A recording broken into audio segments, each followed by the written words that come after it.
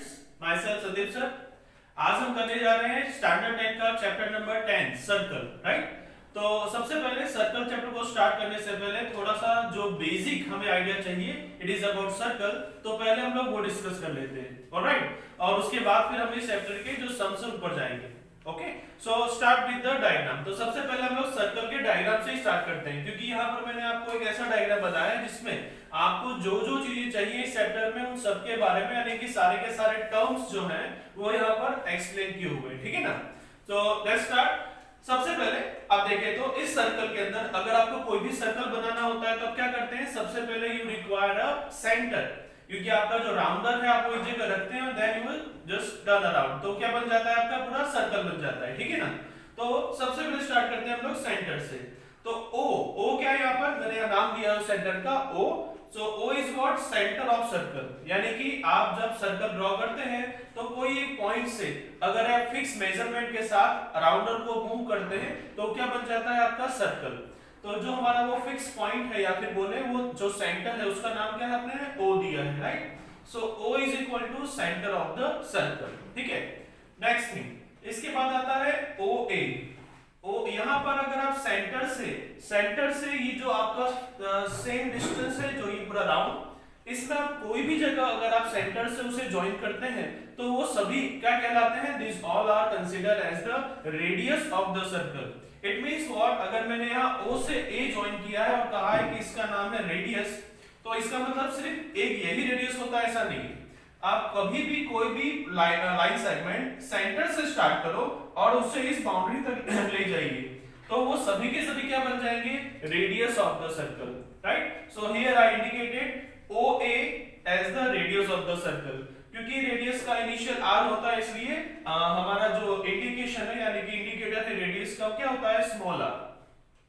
Next, अगर radius को हम दोनों तरफ कर दें, मतलब रेडियस हम लोग यहां से, जैसे ये ओ ए अपना रेडियस था, बिल्कुल उसी तरह से ओ सी भी रेडियस है और ओ बी भी रेडियस है।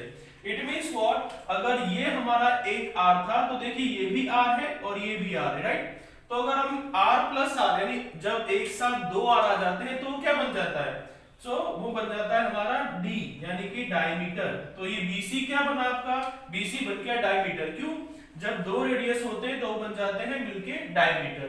तो यहाँ हमारा नया पॉइंट आता है दैट बीसी डायमीटर, इसका इनिशियल डी है इसलिए इसको स्मॉल डी से इंडिकेट करते हैं, राइट। अब यहाँ पर एक रिलेशन जो मैंने अभी आपको बताया कि अगर सिंगल होता है रेडियस तो क्या कहलाता है, radius. But if there are two radius, O से सी और ओ से बी, मतलब दो रेडियस हो गए तो दो रेडियस बन जाते हैं डायमीटर। तो हमारे पास एक फॉर्मूला आता है और इसे हम बोल सकते हैं relation between radius and diameter also. So diameter is equal to 2 into r, और इसमें अगर आप r इक्वल टू बनाना चाहें तो r इक्वल टू बन जाता है d/2। तो यहाँ पर दो स्टेटमेंट आते हैं जो कई बार एग्जाम में आते हैं, राइट। तो स्टेटमेंट किस तरह से होंगे, the double of radius is known as blank. तो ब्लैंक में क्या आएगा, इट विल बी डायमीटर। तो आपको इसको इस तरह से स्टेटमेंट वाइज भी याद रखना है, ठीक है।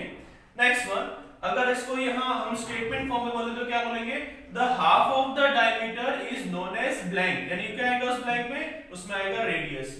तो आप ये दो रिलेशन जो है इन्हें अच्छे से याद रखिए, क्योंकि ये कभी-कभी एग्जाम में ट्रू फॉल्स में या फिल इन द ब्लैंक्स में कहीं आते हैं, ठीक है। तो इन द ऑब्जेक्टिव पर्पस अगर देखा जाए तो ये रिलेशन काफी इंपॉर्टेंट है, ठीक है। चलिए आगे बढ़ते हैं। नेक्स्ट, तो हमारे दो पॉइंट हो गए, हमने बता दिया रेडियस क्या है, डायमीटर क्या है, और उससे पहले हमने डिस्कस किया व्हाट इज द सेंटर। आगे बढ़ते हैं। नेक्स्ट है हमारा कॉर्ड, जो मैंने एक्स वाई से इंडिकेट किया है। तो यहाँ क्या वो समझ लेते हैं, कॉर्ड क्या होता है। कॉर्ड का मीनिंग होता है कि सर्कल, जो सर्कल होते हैं, देखिए पहले आपको एक चीज और एक्सप्लेन कर दूं। सर्कल पे हमारे टोटल 3 टाइप के पॉइंट होते हैं, interior points, exterior points and on the boundary. जो पॉइंट सर्कल के अंदर होते हैं वो बोले जाते हैं इंटीरियर पॉइंट्स, जो सर्कल के बाहर आते हैं वो बोले जाते हैं एक्सटीरियर पॉइंट्स, और जो सर्कल की बाउंड्री पर होते हैं वो बोलते हैं ऑन द बाउंड्री। यहां पर जो सर्कल के ऑन द बाउंड्री वाले जो दो पॉइंट हैं, यहां पर हमारे पास इंटीरियर पॉइंट्स में देखें आप तो ये ऑन द बाउंड्री में हमारे पास ये दो पॉइंट है, एक ये डॉट है जिसको मैंने x से इंडिकेट किया है और एक ये है जिसको मैंने y से इंडिकेट किया है। यानी कि ऑन द बाउंड्री वाले कोई भी दो पॉइंट को अगर आप ज्वाइन करते हैं और हाँ कंडीशन ये है कि वो दोनों जो ज्वाइन किए जाएंगे जिस लाइन सेगमेंट से वो सेंटर से पास नहीं होनी चाहिए, बिकॉज अगर ये लाइन सेगमेंट सेंटर से पास हो गया तो बन जाएगा डायमीटर। क्या बन जाएगा? डायमीटर। और यही डिफरेंस है between diameter and the chord. तो डायमीटर और कॉर्ड में क्या डिफरेंस है कि जो आपका कॉर्ड होता है वो कभी भी डायमीटर से पास नहीं होता है, और जो डायमीटर होता है वो हमेशा जो सेंटर है वहां से पास होता है। ठीक है, तो chord never pass from the centre and diameter always pass from the centre. ये दोनों में डिफरेंस है। ठीक है ना, तो ये याद रखिए। और इसी के साथ एक और भी ऑब्जेक्टिव है जो आपको याद रखना है कि जो आपका डायमीटर है डायमीटर को लॉन्गेस्ट कॉर्ड भी बोलते हैं। क्या बोलते हैं? Longest chord. तो ये भी आप याद रखिए। कभी कभी ये भी आता है that what is the longest chord of the circle। तो longest chord of the circle कौन है? that is diameter, right? तो इसीलिए आपको याद रखना है, right? तो अब हम chord तक हो गया हमारा। chord के बाद आगे चलते हैं। नेक्स्ट है हमारा सेकंड। सेकंड में देखिए तो ये लाइन जो मैंने QR इंडिकेट की है that is your second। अब इसमें जरा ध्यान से देखिए, सेकंड एक लाइन है सेकंड क्या है? एक लाइन है, एक ऐसी लाइन जो सर्कल से उस पास होती है और टच करती है दो डिफरेंट यानी कि डिस्टिंक्ट पॉइंट के ऊपर। तो इसकी डेफिनेशन कुछ ऐसी हो जाएगी, a line which intersect or which touches the circle at two distinct points is known as the secant of the circle। तो सेकंड का मतलब क्या हुआ? एक ऐसी लाइन जो सर्कल को दो डिस्टिंक्ट यानी कि अलग अलग पॉइंट पे इंटरसेक्ट करती हुई पास होके निकल जाती है, उसे बोला जाता है सेकंड ऑफ द सर्कल। ठीक है ना, चलिए इसके बाद आता है next that is your tangent, जिसको मैंने लाइन L से इंडिकेट किया हुआ, ये रहा। ठीक है, इसे देखिए समझिए। देखिए ये भी एक लाइन है जिसका मैंने नाम दिया है L। ये लाइन सर्कल को सिर्फ और सिर्फ एक ही पॉइंट पे इंटरसेक्ट करती है। क्या करती है? एक ही पॉइंट पे इंटरसेक्ट करती है। तो यहां हमारा क्या हुआ? ये लाइन L जो है वो सर्कल को इस पॉइंट पे, जिसको मैंने नाम दिया है P पॉइंट पे क्या करती है? इंटरसेक्ट करती है। और क्योंकि P जो है वो सर्कल और इस टेंजेंट के बीच का one and only one common point है, इसलिए उसका नाम दिया गया है that is point of contact.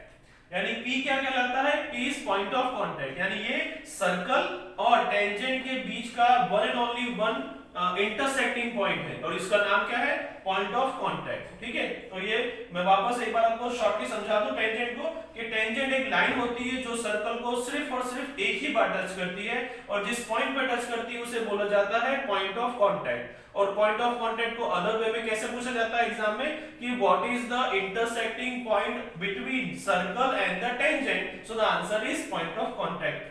Okay, तो आपको ये सारी बातें जो है वो याद रखनी है कि सेंटर क्या होता है, radius, diameter, chord, secant, tangent and point of contact. ये सारी चीजें बहुत जरूरी है, इनसे कई सारे ऑब्जेक्टिव आते हैं। और हमारे जब हम इसके बाद जब नेक्स्ट चैप्टर में जाएंगे 11 में, वो कंस्ट्रक्शन है, वहां पर भी इन सब चीजों की जरूरत पड़ती है। ठीक है ना, ओके। तो ये जो चीजें आपने समझी इन्हें अच्छे से रिवाइज कीजिए। मिनिमम आई थिंक बोलूंगा आप 2 से 3 बार इसे अपने आप ड्रॉ करके और फिर समझने की कोशिश कीजिए, that will be easy for you, right. चलिए आगे बढ़ते हैं। नेक्स्ट हमारा डायग्राम जो था वो हो गया। अब डायग्राम के बाद जो है हम टर्म्स, सारे टर्म्स हमको मालूम पड़ चुके हैं। ठीक है, कि डायग्राम में कौन कौन से टर्म्स है वो उसका आइडिया हमको आ गया है। अब थोड़े से फॉर्मूलाज जो हमें रिक्वायर्ड है इस चैप्टर में उनकी बात कर लेते हैं। ठीक है, सो हियर जब भी सर्कल की बात होती है तो सबसे पहला आता है पॉइंट सर्कमफरेंस। सर्कमफरेंस को अगर आप कह सकते हैं कि it is kind of perimeter of the shape, लेकिन क्योंकि पेरीमीटर के लिए साइड्स की जरूरत होती है और यहाँ सर्कल में कोई भी साइड्स नहीं होते, इसलिए उसको नाम दे दिया गया है सर्कमफरेंस। सर्कमफरेंस का इनिशियल सी है, that's why the indication of circumference is C. तो सी से डिनोट करते हैं सी, यानी कि सर्कमफरेंस का फॉर्मूला होता है 2 पाई r। क्या होता है? 2 pi r। But as we know ये जो 2r होता है ये क्या है? 2r is nothing but equal to d। हम 2r की जगह d लिख सकते हैं। दैट्स व्हाई अगर आप 2 पाई r ना लिखें तो आप सिर्फ पाई d लिखें तो भी चलेगा, क्योंकि 2r की जगह आप d लिख सकते हैं। ठीक है ना, as we had discussed earlier, right. So यहाँ पर पहला फॉर्मूला है circumference of circle is equal to 2 pi r और पाई d। ठीक है, आगे बढ़ते हैं नेक्स्ट फॉर्मूला की तरफ। नेक्स्ट आता है हमारा एरिया ऑफ सर्कल। पहला था सर्कमफरेंस, अब आया है area of circle. Area of circle का फॉर्मूला आता है पाई इनटू आर स्क्वायर। क्या है? Pi into r square.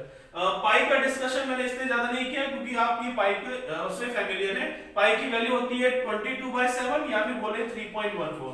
तो ये जो वैल्यू है वो हमें सब्स्टिट्यूट करनी पड़ती है सम में, उसके अकॉर्डिंग हम लोग उससे सॉल्व करते हैं। ठीक है, तो चलिए मैं लिख देता हूं pi, that pi is equal to 3.14 और 22/7। ठीक है, चलिए आगे बढ़ते हैं नेक्स्ट। इसके बाद आता है एरिया ऑफ सेमी सर्कल, यानी जब सेमी वर्ड जो होता है वो किसके लिए इंडिकेट करता है, हाफ को इंडिकेट करता है। क्या करता है, हाफ। तो अगर आपने एरिया ऑफ सर्कल फाइंड कर दिया है, तो अगर आपको area of semi circle find करना है तो आपको क्या करना है, जो आंसर है एरिया ऑफ सर्कल उसको डिवाइड बाय 2 कर देना है।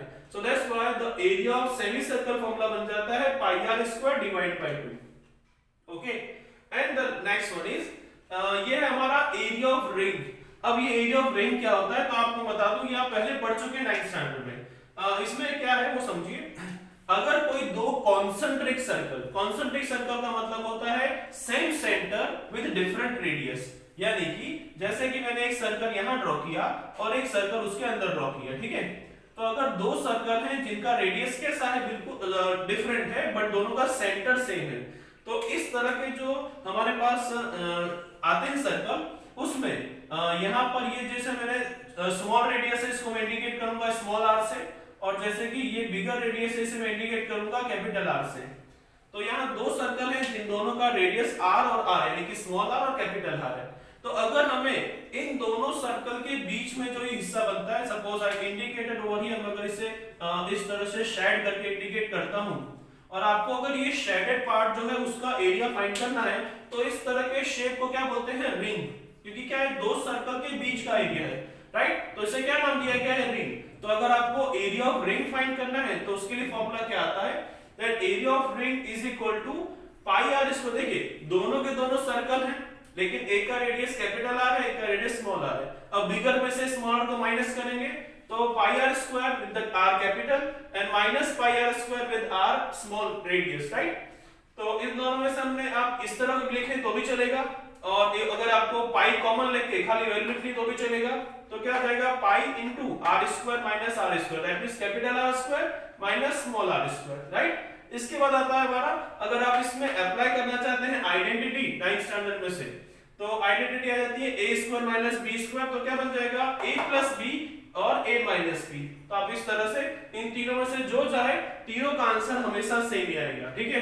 तो अच्छे से याद रखिए, ये है एरिया ऑफ रिंग, ऑलराइट। तो यहाँ हमारा जो बेसिक कंसेप्ट था वो हमारा यहाँ पर इस टॉपिक का जो था वो हमारा पूरा हुआ, ठीक है।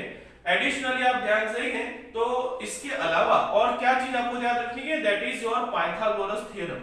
यहाँ पर कई बार आपको पाइथागोरस थ्योरम का यूज करना पड़ेगा। तो पाइथागोरस में अगर आप सिंपली समझे तो पाइथागोरस में शॉर्ट में बता दूं, ये पाइथागोरस में क्या आता है, हाइपोटेन्यूज का square is equal to the sum of other two side. अगर एक साइड को मैं a और दूसरे को b नाम दे दूं, तो आपका फॉर्मूला कुछ ऐसे बनेगा कि hypotenuse square is equal to the sum of the square of the other two side.